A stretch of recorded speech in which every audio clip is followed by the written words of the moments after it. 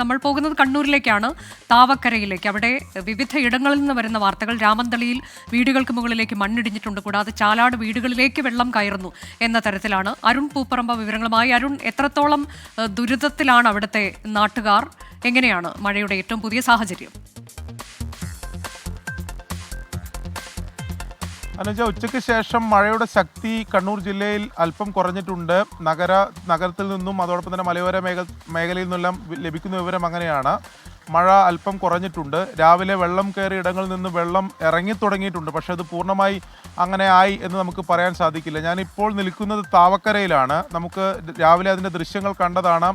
വലിയ രീതിയിൽ ആ വെള്ളം കയറി, വീടുകളിലൊക്കെ വെള്ളം കയറി ആൾക്കാരൊക്കെ മാറ്റിപ്പാർപ്പിച്ചിരുന്നു. 30ഓളം കുടുംബങ്ങൾ ഇവിടെ നിന്ന് മാറ്റിപ്പാർപ്പിച്ചിരുന്നു. ആ ഫയർഫോഴ്സൊക്കെ ഇടപെട്ട് ഡിങ്കി ബോട്ടുകളിലൊക്കെയാണ് അവരെ മാറ്റിപ്പാർപ്പിച്ചത്. ആ ഇടത്താണ് ഞാനിപ്പോൾ ഉള്ളത്. ഇവിടെ രാവിലത്തെ അപേക്ഷിച്ച് ഇപ്പോൾ വെള്ളം കുറഞ്ഞിട്ടുണ്ട്. ഇപ്പോൾ വാഹനങ്ങളൊക്കെ ഇതിലൂടെ കടത്തിവിടുന്നുണ്ട്. രാവിലെ അതങ്ങനെയല്ലായിരുന്നു സാഹചര്യം.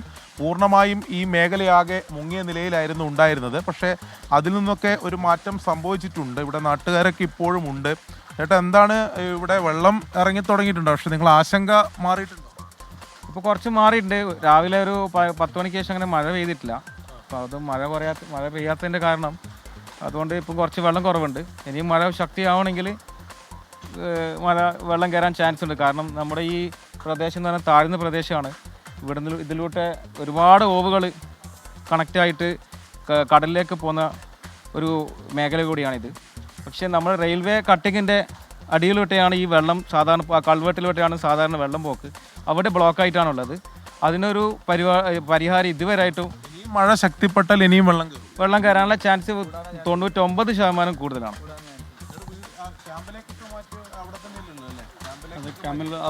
അവിടെ തന്നെയാണുള്ളത്. അനുജ, അതായത് രാവിലെ ഇവിടെ നിന്ന് ദുരിതാശ്വാസ ക്യാമ്പിലേക്ക് മാറ്റിയിട്ടുണ്ട്. 9ഓളം കുടുംബങ്ങളെ ദുരിതാശ്വാസ ക്യാമ്പിലേക്ക് മാറ്റിയിട്ടുണ്ട്. മറ്റുള്ളവർ മറ്റ് ബന്ധുവീടുകളിലും മറ്റ് സുരക്ഷിത കേന്ദ്രങ്ങളിലേക്കൊക്കെ ഇവിടുന്ന് മാറിയിട്ടുണ്ട്. എന്തായാലും ഇവിടെ പൂർണ്ണമായും വെള്ളം ഇറങ്ങിയെന്ന് പറയാൻ കഴിയില്ല. ഇനി മഴ ശക്തിപ്പെട്ടാൽ ആ വെള്ളം വീണ്ടും കയറാനുള്ള സാധ്യത തന്നെയാണ് കാണുന്നത്. ജില്ലയിലും മറ്റിടങ്ങളിലും വലിയ നാശനഷ്ടം ഉണ്ടായിട്ടുണ്ട്. നമ്മൾ അല്പസമയം മുമ്പ് ചാലാടെ ദൃശ്യങ്ങൾ കണ്ടതാണ്. അവിടെ 30ഓളം വീടുകളിൽ വെള്ളം കയറിയിട്ടുണ്ട്. പക്ഷേ അവിടെ മറ്റ് പ്രശ്നങ്ങളൊന്നുമില്ല. അവിടെ ആൾക്കാരെയൊക്കെ നേരത്തെ തന്നെ വീടുകളിൽ പൂർണ്ണമായും വെള്ളം കയറിയവരൊക്കെ മാറ്റി പാർപ്പിച്ചിട്ടുണ്ട്. അതിനിടയിൽ ഇപ്പോൾ ഒരു വിവരം ലഭിക്കുന്നത് രാമന്തളിയിൽ നിന്നാണ്. രാമന്തളിയിൽ 2 വീടുകൾക്ക് മുകളിലാണ്, പാലക്കോട് എന്ന് പറയുന്ന സ്ഥലത്ത് 2 വീടുകൾക്ക് മുകളിലാണ് മണ്ണിടിച്ചിലുണ്ടായത്. മണ്ണ് ആ വീടുകളിലേക്ക് പതിച്ചു. അതിന് ഒരു വീടിൻ്റെ അടുക്കള ഭാഗത്ത് പൂർണ്ണമായും മണ്ണ് മൂടുന്ന സാഹചര്യം ഉൾപ്പെടെ ഉണ്ടായി. പക്ഷേ അവിടെ ആളഭയം ഉണ്ടായിട്ടില്ല. അവിടെ കൃത്യമായി ആ ശബ്ദം കേട്ട സമയത്ത് തന്നെ അവിടെ ഉണ്ടായിരുന്നവർ വീട്ടിൽ നിന്ന് മാറാൻ സാധിച്ചു എന്നതുകൊണ്ട് വലിയ അപകടം ഒഴിവായി. ജില്ലയിലെ വിവിധയിടങ്ങളിൽ